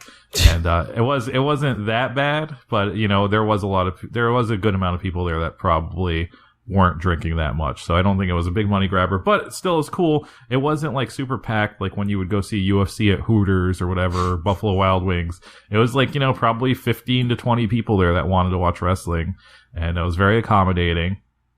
And no one was a fucking dingus. Like, there was no people chanting, no one saying you sold out or anything. Like, because one of the times I went to NXT TakeOver, the Barclays Center, there's a Buffalo Wild Wings right across, and we went there to like drink before NXT TakeOver once, and there was so many fucking fans in there chanting about everything. There wasn't even wrestling on television, they were just chanting. So I think that was the last time I was in public with like a bunch of wrestling fans in a restaurant. So I was kind of like, I had no idea what to expect, but everybody, you know, they might get loud during a part where that was exciting, but outside of that, it wasn't any fucking dumb bullshit. So it was a pretty chill place, and I hope they do wrestling more. I hope this is a normal thing, so I never have to pay $50 to see AEW, because I'm not gonna. Overall, my thoughts about the show, I thought it was pretty good overall. Dave Meltzer has famously been arguing with people about the match order to this show like several days afterwards, and I'll say that is the one thing where I'm just kind of like, that was weird, because they put the Kenny Omega match on second, and it was like, you know, 20 some minutes, and that's just a weird thing to do, because obviously there's a bunch of people there that want to see Kenny Omega, so putting him on second, like first, you get away with putting on like a hot match first, because it's like, oh man, they're doing it first, that's crazy. But when you're doing it second, that is just like, no one releases an album and aims to put their second track, make that the best song on the CD. No one does that, so it just makes no sense on a wrestling show either. But anyway, I thought the show was pretty good. I don't think there was anything. Actually, no, that ladder match is up there. I don't know. It's definitely up there with the NXT ladder match, but I also feel like I say that every time the Young Bucks have a ladder match almost. So I don't know if it's really that good, or it's just because I haven't seen them in a really good ladder match since that one with the Hardy Boys in ROH, of course. So I don't know if it's just something because I haven't seen them in a while, but that match was super good. The triple threat match was pretty entertaining. The main event was fine. So I don't know if it's like, you know, this all-time memorable card that they would need casual fans to be into to hook them for their TNT show. But I mean, overall, I'm still looking forward to the show. I'm more looking forward to just seeing what the format for the TV show is. If it's going to be like, I have a strong feeling it's going to be like Nitro, and they're going to do the thing where they like set up a main angle for an episode of Nitro in the beginning, and then the rest, like, then they start off with like luchador matches and like build their way up. But I don't know, that's getting way ahead of myself. What was your experiences watching this, and what did you think?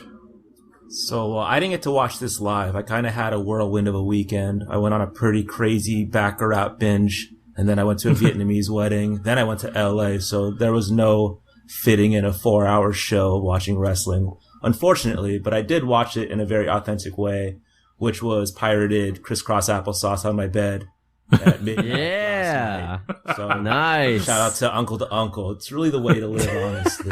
Overall, I thought it was pretty good. I did want to talk about the production values, however.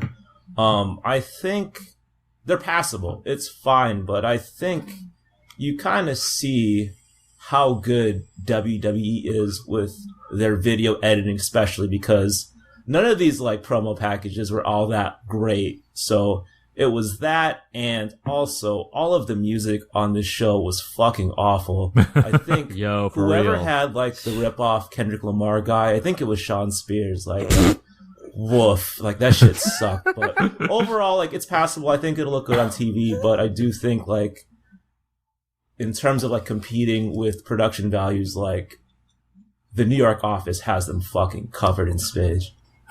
I mean, they had a lot of shots of the crowd for some reason for a very long time before the show started. I don't know what that was about, but I couldn't agree more. Like, there was no music. The vignettes were not bangers, you got to give it to the New York office. They really intrigue you with the stuff that goes on outside of the ring, I guess. I was gonna say, like, they cut to a lot of people, and they look pretty normal for the most part. Not a lot of Bullet Club fans, not a lot of Clubbelos, and I'm like, maybe AEW is kind of a cool thing. Who knows? Maybe. How did you watch it, Franklin? So I watched it with a group of 4 friends and 1 guy I guess I know. Whatever. There's no real notes there. 4 longtime friends and some dude who just came along, I guess, who just tagged along. So everybody you watched it with wanted to see it, right? Yeah. Forcing these people? Okay. Most definitely, yeah. We used to, this is embarrassing, but we saw wrestling pay-per-views because there's the blast zones is what WWF used to call it. The blast zone areas are like bars. That's right, okay. Yeah. So one of the blast zones was the dog track here. So we had to go to the dog track to watch like wrestling, and it was just like the best crowd you could imagine. I mean, it's exactly what it sounds like. So, I don't mind paying $10 to watch this with some friends and 1 dude. And I just say one dude. Were you guys like kids, like going to the dog track by yourselves, or what? Well, we were like older teens, or like 18, 19, 17. It was we were a little older. We're cool.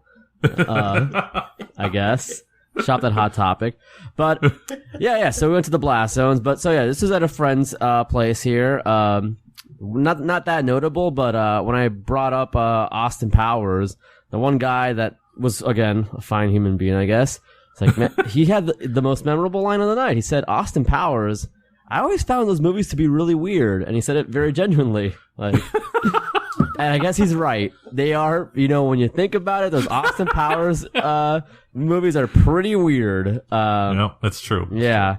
I just didn't like it. Just a lot of, he was horned up. A little too horned up. You need to tone it down. I mean, I get it, that's fine. And to his credit, he was horned up for everybody, so. My thing about AEW is Rizzoli and Isles gonna be the lead-in, like Murder, She Wrote was for the first year of Raw. So that will determine a lot. If you get Rizzoli and Isles, you're gonna have a successful show, AEW. That's a promise. That's a Franklin promise. But the crowd shots were weird. I enjoyed the show overall. Like, I thought it was a dope show. Like, you really can't go wrong. I saw Jungle Boy. He's got some gear now. He's got longer gear, He upgraded from his panties. I think he got self-conscious about him, and now he has like nice boots. I feel like, I don't know. Is he really like he needs to embrace the jungle side a little more. Chris Daniels flossing is in my notes. That's one of my 4 notes. And Marco Stunt was very upset about that. He didn't like it. He was PO'd about it. You don't steal the man's floss. The first person to ever floss in an AEW ring was Marco Stunt. A little trivia for you guys. A little trivia. Yeah. Just so when it's going to be on a Trivial Pursuit card 10 years from now. Other things from this event here. I mean, it was solid as shit. It was, Sean Spears. Again, Al, I couldn't agree with you more about the guy. He comes to the Indies, he gets a mohawk, some Darth Maul contact lenses, a Punisher-inspired logo, It's a bit rough, man. You're not a bad wrestler. He looks like the White Hobson for our hip hop listeners. I don't understand these eye contacts. It's kind of a ridiculous look. And I don't get it. You're a fine wrestler, dude. You don't need all that. And like Cody's matches are like that. Cody match reminded me of like, do you remember like Triple H versus Sting? And then like people were like, oh, it wasn't that bad of a match. There's a lot of like showmanship and like run-ins and whatnot. It's like Cody and Sean Spears are good enough not to have to rely on like Arn Anderson coming in and like all the hoopla. So it's just. I don't know. That's old school Southern wrestling, though. That's what. Okay, that's what all right, fair enough. That's his thing, and Cody does it. But I enjoyed it. I enjoyed it overall. But there's no like sour points of the night there. You know, I mean, I love that Judas effect. Who doesn't? Yeah, who doesn't? Puts them all down. Move. That's very realistic. But that Cody thing reminded me. I'm going to try and sound like a real podcaster, but it seems like the most interesting things that happened in AEW happened outside the ring. So I think shortly, like a day or two before All Out, some fucking guy who has a lot of time on his hands on the internet, on Twitter, tweeted to Delta that Cody was stealing Valor. Cody's dog was stealing Valor and was not actually a service dog. And he tweeted at the Delta Airlines that Cody was riding on with his dog. And I think this is despicable. It's just such a disgusting thing. It's like, when would you have that much time in your life to do something so horrible? It's a fucking dog. It's not like he's smuggling fucking guns on the plane. It's just a dog. Leave him alone. You're not on the fucking plane. If he was on the plane when it was happening, I understand. I would tweet. I'd be like, I don't want to ride with this fucking dog. I want my shit on the plane. I'm sitting. You wouldn't want to ride with a nice little friendly dog? No. I'm saying that would be a justified complaint Fair if enough. this dude was on the plane. This dude just tattling on him was just like one of the most reprehensible things I've seen a wrestling fan do. So I was like, for once in my life, I was kind of like pro Cody Rhodes because I'm not a big fan.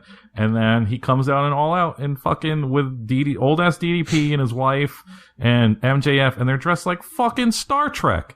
Like what is that? I know you're a big fan of Star Trek. Frank Clinton. Cram it. Put a sock in it. All right. I got nothing against it, but no, man. You know I'm a Star Wars guy, man. Come on, man. I like the new cool Star Trek where everybody's like hot or whatever, but not that old timey stuff. So yeah, that was like all the Cody goodwill was down the drain, and he brought his dog out there and made the pyro go off, and the dog fucking freaked out because it's a dog and it doesn't want to be around loud noises, even though it's a service dog. And I mean, he's in the line of duty. This is his job as a service dog, is to protect them while they're walking down the ramp or whatever. So I get it. But yeah, that coupled with Sean Spears and his fucking contacts and his stupid hair and the stupid song is like, I'm kind of glad they're keeping like Cody's little corner of AEW separated, where he's just doing like this old school Southern wrestling with these other cornballs. And I kind of hope that's how it stays, because I'm cool with avoiding it, because it's not like WWE where it's like only that mode. So I'm not to say that's the mode of WWE, but they only have kind of one mode. So it's if they keep it like that, it's fine. But that's the type of shit I don't like, for sure, is what they're doing with Cody Rhodes, basically. This might be like his biggest grift to me, because like in the year of 2019, where like fucking like 630 splashes and like power bombs through the back of car windows exist, like Cody has tricked people into thinking that like grandpa style wrestling is good. He got us, yeah. He definitely has gotten us. I don't know. I think Cody steps it up every time he has to. And then just kind of goes from autopilot from there. Like, didn't they announce the first match on the first episode of All Out? I guess they haven't given it a name yet. It's like what, hidden Sammy Guevara there or something? Yeah, like how is that going to be good? Like, I love Sammy Guevara, but I don't think if it's in an old school Southern wrestling world, I don't think he's going to have a good match. You didn't like Darby Allin versus Cody? Not to go down this route, but I thought that was a fun match that met both needs there. That had little hoopla, but still not so much Southern style. It was still more like, this is about the story, and we're gonna, make this guy a firecracker, and he's gonna fight back, and he's gonna draw the big man Cody Rhodes, and it's like, okay, yeah, it's still a big dick move on Cody there, yeah. Yeah, and it's like, I saw when Cody Rhodes was in Evolve, and he was still like, he had to be a ball washer in Evolve, because he was like, just starting out on the indies. And he got everybody pizza though. He did. I was there. He got everybody pizza, and I mean, that's a hot move to do, is to buy the whole crowd pizza. But now he's like, oh yeah, it's a big honor to draw the one and only Cody Rhodes. So it's just kind of like, whatever. Man, there's a dog barking. It might be Pharaoh, the service dog. Sorry, there, my dog barked there. My bad. It's cool. Yeah. No, yeah, I don't have a Pharaoh type dog. My dog is not a stolen valor service dog here. I'll accuse Xavier Woods of stealing valor. So Al, do you still stand by that? Wait, what did I say? Not Stolen Valor, but he's not the top-notch gamer. He's a Stolen Valor gamer. Oh, no, that dude's trash. I've seen him play Rocket League and Street Fighter, and, like, I kind of feel like he doesn't know what he's doing. He might be a pose dog when it comes to gamers. I'm going to be honest with you guys. Jeez, Whenever he has tournaments or whatever, he's not, like, in the finals or anything. It's always, like, Seth Rollins and AJ Styles, right? That's true. He's like losing, like, the Heath Slater and shit like that. It is true. Yeah. Oof. No good. He's doing a thing that I sadly watch sometimes where him and Tyler Breeze, who's not doing much, they sit around and they play Booker mode in like SmackDown versus Raw 2006 or like Here Comes the Pain or something. And I think he's even getting washed in that, and all you have to do is book matches. So Al might be on Al's new conspiracy theory. Ribera sucks and Xavier Woods is not a good gamer. Oh, Ribera's being shitty is like not a conspiracy. Like the way those steaks are cooked, like look awful. Like they're like the color of Band-Aids, and like that's not the color of a steak you want to eat. Do you think they have something to do with Jericho's belt being stolen? I had a question about this. So we don't have Longhorn steakhouses in California. Have any of you two been to these? I've seen them. I've never been to one. Yeah, they definitely feel the chain restaurant-esque steakhouse. So like, Again, I'm down with Outback, and I'm down with like Black Angus if you guys have those there. So I don't really have like an idea of how bad or good Longhorns is. So right, let me know. VrtlPro64@gmail.com. With that said, Ribera's is trash. I'm sorry. Oh wow. I wanted to bring up that AEW's the win-loss record thing. That's not gonna last. Like I know they made a big deal. 1,000%. Like yeah. Evolve tried it. Evolve tried it for a long time. Like, they really gave it, Gabe did not let that go. Evolve also had both wrestlers coming out to the same music for quite a while as well. Like, some, like, weird music, I mean, whatever Gabe's into, that's fine. But they had both wrestlers come out. I guess they just tried their best to make it shoot style, I guess. But even, like, shoot style, they have, like, one guy coming out to EMF's Unbelievable and, like, somebody else come into like How Bizarre, but this win-loss record is not going to last. And if it does, it's going to be basically like everybody at 500, essentially. It's just going to like everybody's just going to be at 500. Nobody's going to be more ahead than the other, except of course Jericho, because he's got the Judas effect. So it's not even fair. So you're going to got one guy with like 12 wins, and then everybody else is just like 4-5 or 5-4 or whatever. Just. Everybody's gonna have, like, it's just gonna look so bad if they don't show it for everybody too. I don't know if you guys caught that during All Out. Like, they showed some people's win-loss records, but they didn't show others. Oh, I didn't see that at all. Yeah, it was very quick in the entrance graphic. It was very, very quick in the entrance graphic. So, you might have missed it. Mm-hmm. Yeah, I thought from day one that they weren't gonna stick with that, because it's such a sketcy idea to do in the first place. So, I don't know. Yeah, it's not lasting. What did they have anything at? Oh, of course, we probably should talk about it, that Chris Jericho did lose his belt at a Longhorn Steakhouse, but supposedly it was, refound, I guess. There was some controversy in the beginning because the police department said they found it and then they like deleted the post or something. Oh. So it wasn't caught and compromised. It was. Yeah. Okay. Well, they found it. I feel like maybe once they found it, AEW is like, hey, we want to work an angle with this. That's my little conspiracy theory. I don't know. But I wouldn't doubt it. Dude, I do think it's good that Jericho's keeping their names on like everybody's tongues and like people are forgetting like anything else that's happening in wrestling. But at the same time, I don't think they could have did a bigger bonehead move to like start their wrestling promotion than have your champion lose his belt at a fucking chain restaurant. That is just like, that sounds like such a sad, in Florida on top of it. So it's just like such a sad story. Hey, I'm just saying, Florida man, it's a thing. So, I heard that, was it you guys, was it, I don't know if it was the Uncle to Uncle or somewhere else. I heard I think it was Scott that told me there's a conspiracy that the only reason Florida Man exists is because there's some weird the Sunshine Laws. Florida. Yeah.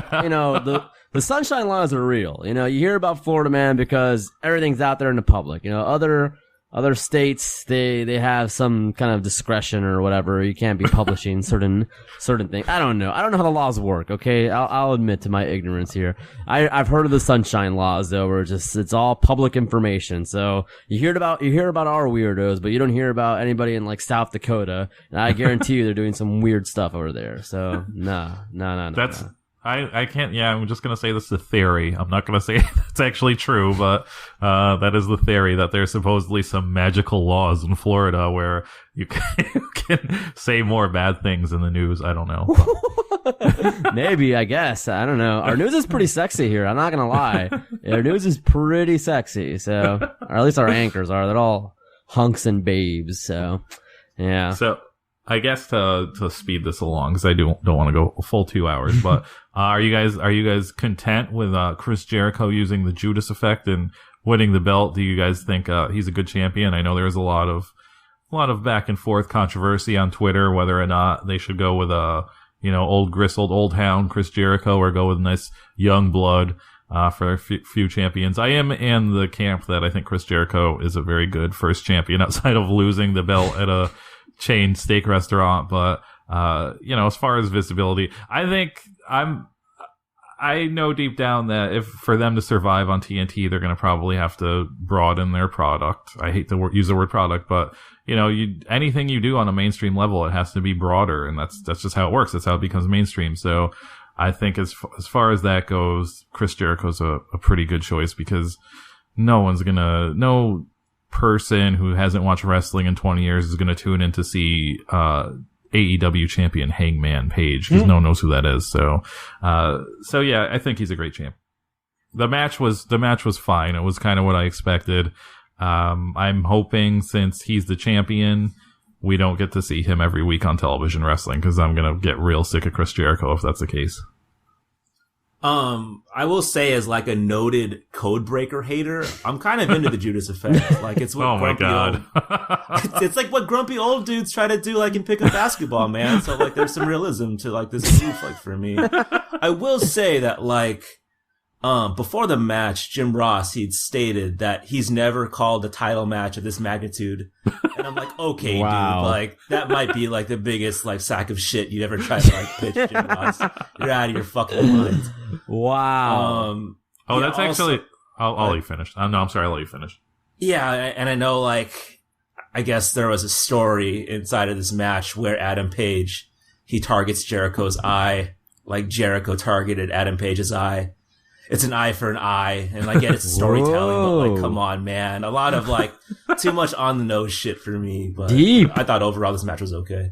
Yeah, I didn't catch the deep subtleties that you did, Al. Yeah, it was fine. I took some English college classes back at the day. I'm an English major, so it doesn't say much for me. In terms of like whether or not I think Chris Jericho's the right pick, yeah, of course. Like he's the one with like the biggest marquee name, so like you can't lead into your first show as with Adam Page, your champion, I think, if I'm thinking with a wrestling mind. Yeah, it's pretty much unanimous here. I mean, all I think is like your casual fan. I don't even know if that exists anymore, but like them asking, well, who's the champion? And like Adam Page, who? Like, yeah, right. Well, he's a tobacco farmer or whatever. Like, I don't know. Like, yeah. So yeah, obviously Jericho makes sense. Like instant name recognition, And I like what he's doing. I like, he's living it up. The bubbly line, he's gonna overstate that forever now. There's 2 shirts about it already. Is there really? There's a bubbly club shirt, just like the Bullet Club parody. No, I take it back. I take it all back. I do have to ask. I mean, obviously I'm hoping for AEW success and all that nonsense that people say, but how many times are they going to go to that PWT well, that Pro Wrestling Tees well, for whenever they have like some dumb inside joke and be able to like get money? I mean, I know they don't print it until, when you buy it, but man, yeah. I really think they really push it sometimes with their fans, like buy the Daddy Eats First shirt of Cody Rhodes on a clip art Cody Rhodes on a table in some horrible fonts that you get in Microsoft Paint. Like, it's really pushing it, I mean, it'll be like anything else where it's gotta die out soon. I mean, how many bad shirts can you buy? So it'll die out sooner or later. Urkel died out, and Urkel was hilarious. Yeah, Urkel was great. If he didn't get so tall, he wouldn't have died out. That was the problem. He got so long, you know? It's not fair. Yeah. I guess just we should highlight the bigger matches before we sign off. So I already said I love the ladder match, but I don't know if it's just because I think I love every single Young Bucks ladder match and it's been a minute since I've seen one, but what did you guys think about the ladder match? This is dope as hell, yeah. I mean, they got the Canadian Destroyer spot. That was dope. I mean, like, I did go to the Hardys one in Ring of Honor because it was Orlando that year. So I'm a Florida man. You know, again, I'm not an apologist here. I'm not going to explain to you guys why Matt Taven's actually not that bad. I'm not going to go that route because that'd be stupid as shit. But, yeah. It was dope. I mean, up and down, everything was great on that show, man. Like, I have no qualms about it whatsoever. Yeah, the ladder match, I listened to Dave talk about it, and he was raving about it, and I think every person that I read on Twitter had given this match, like, pretty high praises. I thought, like, the first half was like, hey, let's do everything synchronized, and I'm like, dude, this is like, it's like tandem diving in the Olympics. Like, it's just like, I don't know, it's a little too much for me, but, like, the second half was pretty nuts. Like, there's that section where Nick Jackson, he clips his legs on the ropes on the way down. Oh shit, he goes through the tables, and I was like, fuck, dude, that's not cool. And then Matt Jackson gets shoved and he lands on the ladder. And I was like, dude, this like might be like the most ghoulish of sequences in a ladder match of all time. So like overall, like it was a pretty satisfying match to watch. Like, is it an all-timer? It didn't leave that impression on me, but I thought it was pretty good. The bar keeps getting set so high, so now it's like really, especially with a ladder match, like, where else can you go, man? I mean, they did that Canadian Destroyer spot. That's dope as hell. You know, how much further can you go? So, like, it's getting tough right now for them. In terms of other match, my only other notes is, Jimmy Havoc needs to know you can roll a barrel. He was struggling lifting it. And I'm trying to embarrass the guy. You could roll it, dude. It's fine. Like, how do you guys feel about that they call the match the Cracker Barrel Clash? I personally love Cracker Barrel, so I was cool with it. I think this is a way better way to interject or implement sponsors than the way WWE does it, where they just put a fucking super golden crisp icon in the corner for like a whole entire match. Or that golden crisp bear personifies Extreme Rules. How dare you? Before, they used to just make the king eat all the food, and then he had a heart attack on live television. A KFC chicken, man. Yeah, got him. Yeah, the Colonel got him. So they can't do that anymore, so they just put it in the corner, and it's just like, I hate it. So, it's one of those things where I think if WWE did it, it would be a little hokey, but since it's like AEW and they're kind of like the cool hip thing, I think it's kind of funny to do like a Cracker Barrel fight. So I hope that sticks around. I thought it was subtle. Yeah, I went to Cracker Barrel like 3 years ago because we don't have a whole lot of them in California, but that Grandpa's Country Fried Breakfast is pretty good. Yeah, I agree. I guess the last match that's a notable match is Kenny Omega versus Pac, and that I guess we found out they want it pronounced Pac now, so it's Kenny Omega versus Pac. That's the proper pronunciation. That's how they do it in Yeah, I agree, but I think Pac, yeah. I think Pac just sounds better. It sounds less dumb. But agree. But yeah, it was fine. Like I said, it was kind of weird that it was on the second match and it was still 20-some minutes long. I don't think that's great. I like Pac's like kind of weird finisher that he has, and I think, you know, I'm kind of curious to what kind of match Kenny Omega's going to have with Jon Moxley, Dean Ambrose, because I don't think he's like the kind of cookie cutter type of guy that Kenny Omega usually wrestles, because he usually wrestles like a wrestling man, a guy who's a student of the game.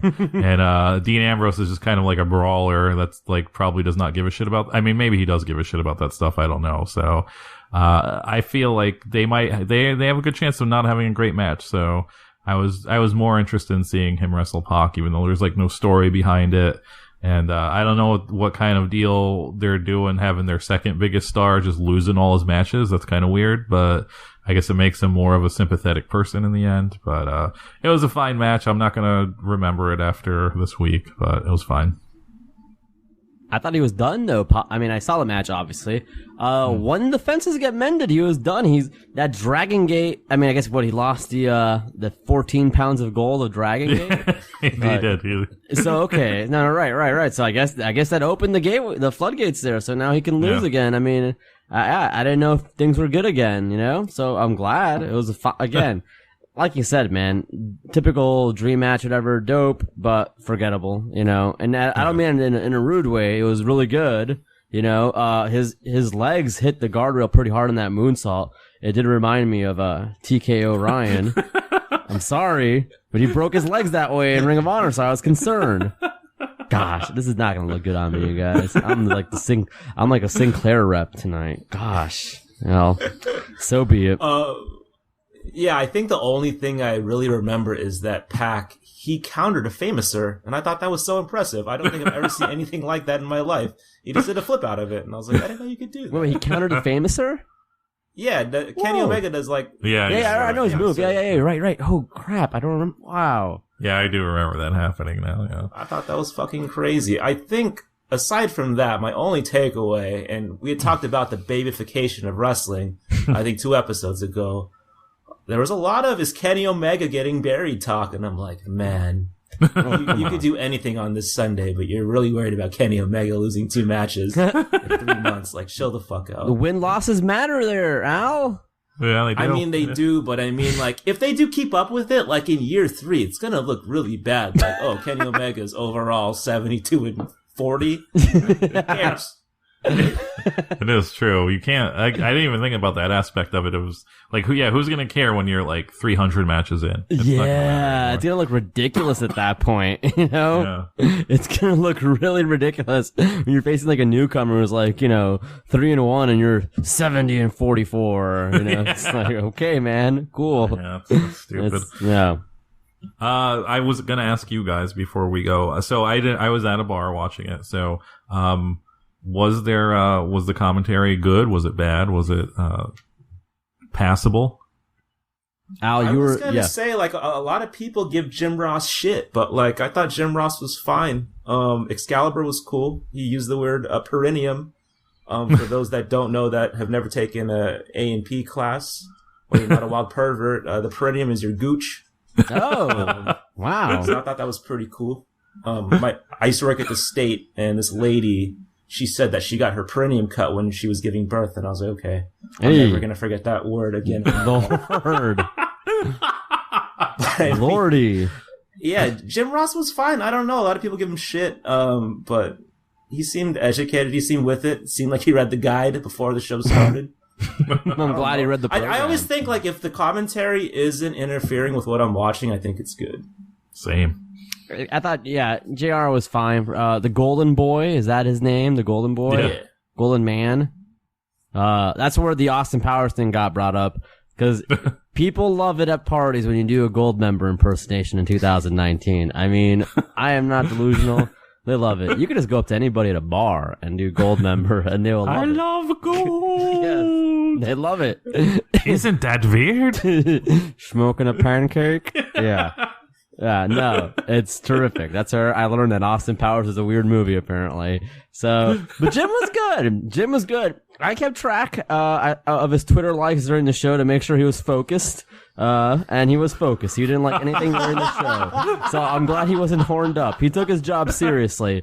Yeah, during the New Japan shows, there's a lot of likes going on, and that's his prerogative. But I'm glad for this show he took it seriously. He wasn't tweeting fucking like eye emojis at Kairi Sane or anything during the show. That's good. Good for that guy. By the way, it's perineum. I'm sorry, I mispronounced it. Perineum is the medical term for your gooch. Perineum. I'm sorry. For the few people out there that don't know it, Jim Ross stays horny on Twitter. He's always. He doesn't get horny. He stays horny. He stays horny, yeah. Bless his heart. So, yeah, I guess we could wrap it up. I am, like I said, I'm very curious to see how the AEW show looks. I'm probably gonna, of course, watch it first day in DVR, NXT, and we'll see where it goes from there, but definitely looking forward to it. I'm also just curious as well. I'm not hyped for it, but I definitely will tune in for the first couple episodes. I will say that, like, I think they were angling for the women's division to be like the WCW Cruiserweight division. Yeah. And not to be a hyper dork, but, like, there's no way that's going to happen. Like, that, their women's division's, like, pretty weak, honestly. So I'm very curious on how they're going to angle that. I think half the problem is they got all these Japanese women who are great wrestlers, but they use like a way big ring, I think. And so it's just like these tiny, tiny women in this fucking gigantic ring. And it's just like, I don't know. I don't know if this is going to work.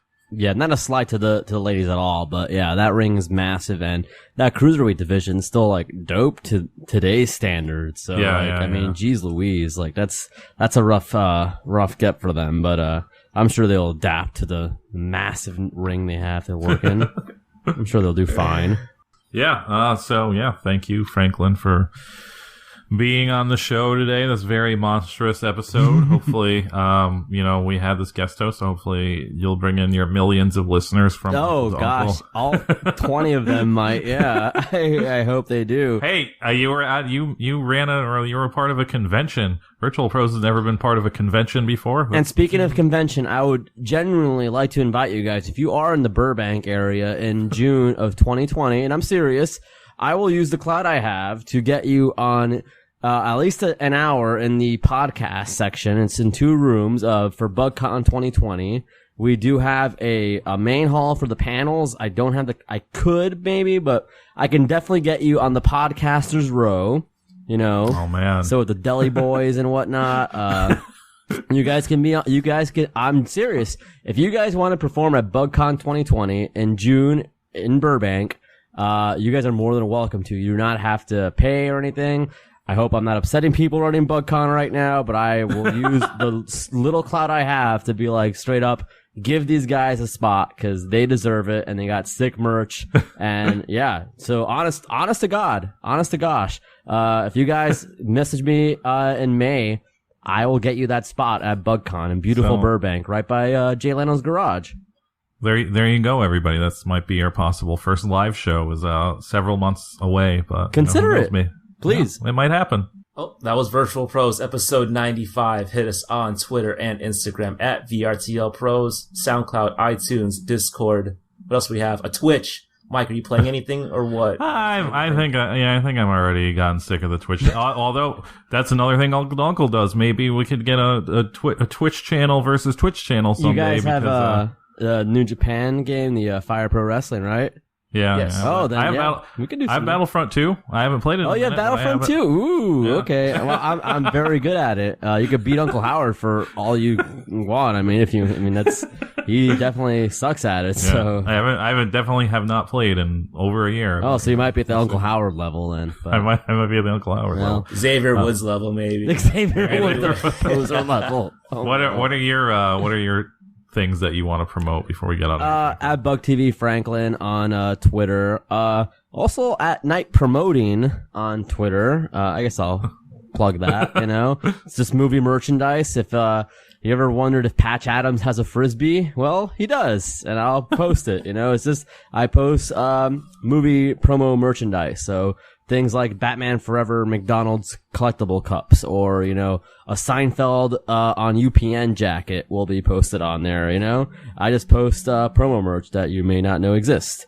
And listen to Uncle on Twitter, on SoundCloud or Spotify or whatever, you listen to podcasts.